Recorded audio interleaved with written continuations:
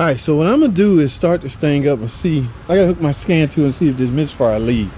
Alrighty, guys. So what we're gonna do? We're gonna DTC is cleared. Now, what I want to do is start the car. I want to go under my screen for.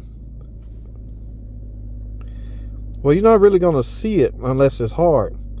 There's my misfire screen. Now, before, all I had to do was power brake it. Let me put it in dry.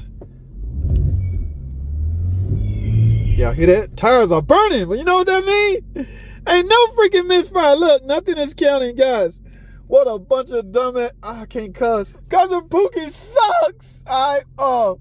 Here's the deal. They simply replaced number 2 core instead of number 1. They was on the wrong bank.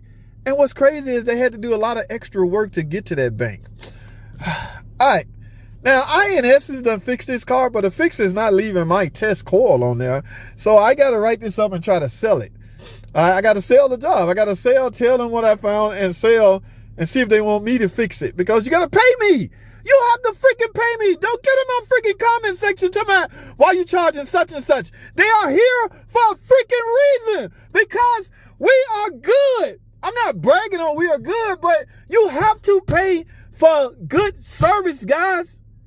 Okay? You cannot take your product to a facility, a high-class facility, expecting high-class results and not expecting to pay. It doesn't work like that. I work here for a reason, all right? I was employed here for a reason. I fit their narratives of finding out, figuring shit out, and fixing it, okay? I cannot help it when a customer wastes money and time and all of that on trial shops. I'm not dogging other shops out, just the shop that is reckless. And it's a bunch of them out there. They freaking reckless, don't follow up on their work. And half of them don't even get a customer their money back when they screw something up. You are supposed to, as a shop, recheck the work you have done.